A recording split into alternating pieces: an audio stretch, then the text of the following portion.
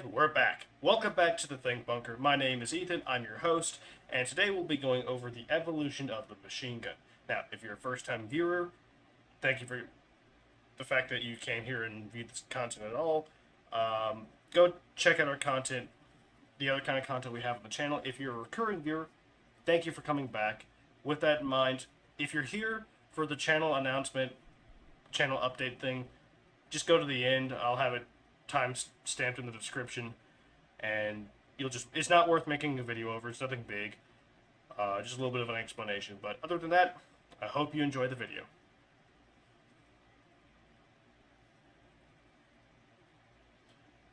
So Gatling guns we or cart begin guns. Sorry. we begin our these are what are considered volley guns or cart guns.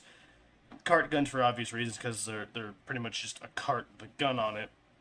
And now we had originally discussed adding this type of firearm into the shotgun brief as the early shotgun. However, I had nixed that idea because I saw them more as a predecessor to the machine gun because their goal isn't in one barrel to deliver a high burst of damage. Their goal is to spread lots of fire across the field to, in a way, suppress the enemy. And that is what the machine gun was for, but we'll get into that. So cart guns are kind of mobile. They're more mobile than just carrying one of these things. But really, the three of the four examples, no one really did anything with. I mean, they were developed, they were looked into, but nothing really came of them until the image. If you've studied guns ever, you would know the image in the top left here being the Gatling gun. The Gatling gun is a revolutionary idea where it allows you to. It's a mechanism, not automatic, but it's a mechanism that allows you to rapidly fire your ammunition. And if there's a jam, which can and can happen technically, the early Gatling guns were kind of known for mechanical issues because if you didn't properly maintain these things to a T, they had a lot of issues. But if they were properly maintained, jams were very, very rare to occur because if a cartridge failed to fire, no big deal. You just cycle it out of the way and the next one fires. Though these were manually cranked. That's why I said they were not automatic. So your sight picture is essentially gone the moment you start firing.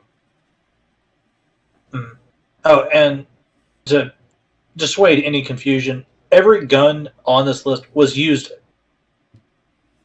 at least once. We have instances of like Reboiloquins and other volley guns existing and being used in combat.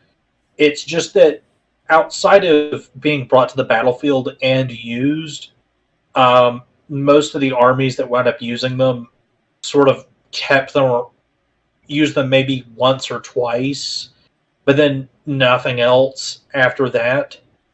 Because, well, I mean, a Reboiloquin is basically 30 guns or 20 guns. If you might, if you're making 20 barrels, you might as well just go ahead and make 20 separate guns rather than a cart that takes 9 minutes to load. It requires, a mule or a horse to pull it and several men to man it. It's better to just cut out the middlemen and give everyone guns. Plus, if there's any bit of like terrain issues like mud or harsh terrain that typically wheels can't go over, it's better to make 20 guns in case you can carry 20 individual rifles or muskets over a mud pit than you can try to pull a cart through mud, or at least push a cart through mud. Mm. And the reason that Reboiloquins and certain volley guns didn't perform particularly well is because they came out in the 15 and 1600s, even into the 1700s, where barrel technology wasn't really where it needed to be, and accuracy with barrels was questionable. So you have a weapon that can provide a lot of fire, but it takes forever to reload. It's very rather cumbersome to maneuver, and you're better off just making individual guns because your accuracy is not going to be any different. Very true. And these are the definition of accuracy by volume. However, the time it takes to reload, as you can imagine, just it's just not worth it, honestly. Hmm. But Gatling guns, those got a lot of use. Oh yeah, Pretty much as soon everyone as and they their came out, mother was like, everyone wanted them. yeah, it was like they were being used up. They were getting picked up more than cocaine by like 1950s scientists. Like it was crazy. Hmm. The really only downside to Gatling guns uh, is that it, at the end of the day, is on a cart. You can't really do certain kinds of warfare with these things. It does require, a horse and multiple men to man these things, and there is quite the extensive mechanism inside of them, and uh, the machining at the time didn't really have the best of time making these things. So jams could occur uh, if not well maintained or um, in had their components installed properly. It's a clock in there, and if your clock ain't built well enough, or you do improper maintenance on the thing, your clock's not going to run. It's going to jam up like no one else's business. Mm.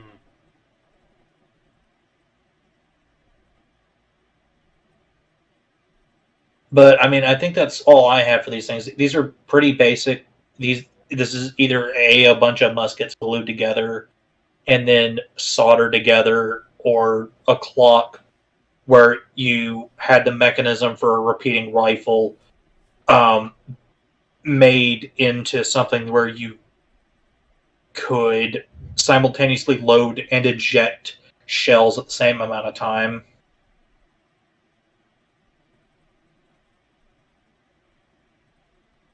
Yeah, and that's all I have for this one too. So let's go ahead and move on.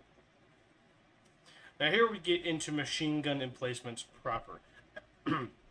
Now, machine guns work a bit differently than, well, magazine fed weapons because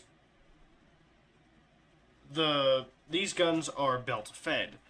So there has to be a mechanism inside this weapon that whenever the bolt comes back, there's a mechanism that grabs the chain of ammunition and then pulls it over to seat the to put the next round into position for the bolt to go forward and seat the round into the chamber. And so these are a little more complicated. The first one to come out are the Maxims, which revolutionize it, and pretty much most other machine guns are just almost copies of the Maxim. There are very few that kind of aren't.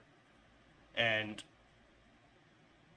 furthermore, another quirk about these guns, typically they're water cooled. If you look at 3 of the 4 examples on the screen, they have big old drums on the front, and well, there's water inside. Because another issue was they took the standard. A lot of these machine guns fired bullets that were the diameter of the typical rifle caliber ammunition. So they just took rifle barrels, put them onto the receiver, but these rifle barrels were not nearly ready or not built to sustain that high level of fire and to sustain that much heat. So you would have barrel failures often. So then that's why water barrels or water cooled barrels were implemented. But these machine guns were very not too mobile, not in comparison to what we would have later on, even by Second World War standards, as far as mobility of these build of machine guns. Um, but they were quite a revolutionary design because when in the defensive, these things were incredible because they could put out a lot of ammunition downrange and be a better definition of accuracy by volume than we discussed at the previous slide. Well, these things had actual accuracy. These were Yeah, that's effectively true. rifles that were. This was a rifle that was fully automatic. This was 30 troops stuck into one. These things were awesome. Now, Mm-hmm. as far as mobility concerns, keep in mind the guns themselves aren't that hard to move. And I'm talking about the barrel, the action, and the like trigger. The gun itself. That's not hard to pick up and move. It's still heavy, but it's not that hard.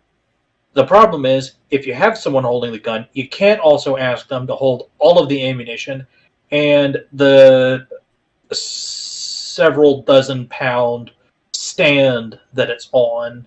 So you need multiple people to lug this thing around, and you need people dedicated to getting this thing more ammunition. Because if you can fire ammunition really quickly, you consume ammunition really quickly. Thus comes the term crew served weapon. It takes a crew to serve this weapon. Well, I mean, you had a crew to serve every one of the previous weapons. Well, I mean, I This get that, is but this is like the instances of like a manned portable crew system right. outside of stuff like really tiny mortars, which are entirely different, They have their own and set of a couple issues of with other them. like weird things going, and a couple of other weird weapons. Essentially, this weight, the burden of this thing is not to be put upon one singular man. Therefore, you must distribute it amongst three to two or three people. Potentially more, depending on how heavy your stand is, or Depending how on much what army ammunition you you need. are. Yeah, I'm trying to remember. I think the Germans, the stand for the German machine gun was like 80 pounds by itself. Yeah. I'm just pulling that off of the top of my head. You know, give or take a few pounds here or there. I mean, some things look bulky and heavy, and I wouldn't want to carry one of those. No, not fun. Not fun. But here's the thing, and but yeah. So all in all, these things are revolutionary, but they aren't the light machine guns that we would get used to much later in history. Is that? Are you good for this slide? I'm all good, man. I'm all good. Now, with that said, the issue was you had your automatic machine guns, but you couldn't use them to attack a position. In World War I, trenches. You have no man's land. You couldn't exactly use the machine gun to attack an enemy position across no man's land. Partly because of friendly fire, but also because the fact that at that point you're just not hitting anything. You have no guaranteed accuracy at that point, at that range. So there was a need to bring automatic fire with your troops, your attacking forces. This is where as I dub the light assault machine rifle guns. These are machine guns. If you walked up to me and told me these are machine guns, and someone else said these are rifles, I would say you're both correct, because especially for their time, these now I do have to apologize to you, and I should be stoned in the street for this. I told you guys in our combat rifles brief that the BAR could be considered the first assault rifle because of the historical use of assault rifles being intermediate type guns in between uh, no accuracy, high fire rate, and great accuracy, no fire rate weapons. The BAR could be considered that. I was wrong, and I am sorry. It's actually the show shot was the first, and uh, which we'll get into later. Is actually the show shot, and then And I'm not even joking with you. The BAR was actually created because of the show shot directly. But we'll get into that. We'll get into that later. That's a separate brief. That's a separate brief. But the thing is, these type of weapons needed to be or were needed so that you could. And sure, the Americans had shotguns in the First World War, which were good in that kind of. But you needed high volume of fire in order to suppress the enemy, and also to if there's a small gaggle of them. Oh, let me just set this thing in full auto, and there you go. The solution for the Anton forces was the idea of walking fire combined with the show shot, and the American solution was much later was the BAR. Both of these could do full auto and semi-auto. Okay, the BAR could do slow auto, which was you basically feathered the trigger to create a semi-auto. So there you go. Um, and with that in mind, these things were meant to could be used offensively, but were meant to be used in the offensive as an automatic weapon accurately against your enemy. Mhm. And furthermore, these would be the predecessors to the. And in fact, these are the predecessors to the assault rifles, as I talked about in the combat rifle brief. But also would be, which are also the assault rifles, were the predecessors to the squad automatic weapons, which we'll get to later. That's all I have for this one. Just note there are two weapons on there that are not well. There are two weapons on there that are not from World War One. After World War One, the idea really during World War One, the idea of light machine guns, light assault machine guns, really took off. This is a weapon that you can fit into a squad. That's not as accurate as a normal rifle, but you get suppressive fire. And after the results of how these weapons performed in World War One, everyone wanted one. Everyone tried to upgrade the ones that they did have. The Americans did upgrades to the BAR. The British came out with a Bren gun.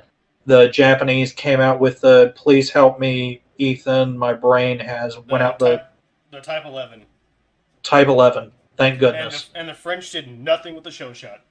They did absolutely nothing for no conceivable reason. But we'll get to that later. We'll get to its problems, and actually, in the next brief is on the show shot related to the channel announcement. Stick around for that. Yay! We're doing like teaser trailers. Yes, I'm. I'm not gonna say it.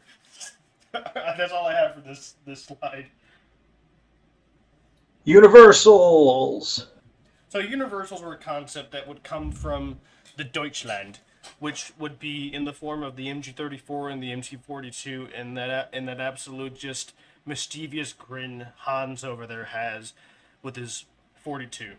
The idea of the universal is a machine gun that you could use anywhere. You could use it as an emplacement with a tripod, kind of like how the M240 is at the bottom right there.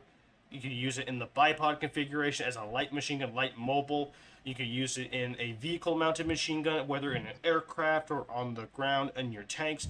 These were very versatile machine guns, and you wouldn't have to create separate machine guns for separate roles. You could, um, you could carry the firepower of full auto, full-size rifle caliber ammunition, and just glass the enemy. Some machine Mm. guns were used in the universal type role, kind of little outclassed, but the Germans would come up with the. Now I'm not even talking about the firing mechanism of the MG42s. I'm just talking about their utility in strictly their versatility and mobility, and that absolutely was a massive industrial. How can I say? Massive innovation on the part of the Germans for that. Mm. Well, the other thing is, it's one thing to give your squads a nice, good suppressive fire weapon. It is another thing to give your troops the suppressive fire weapon.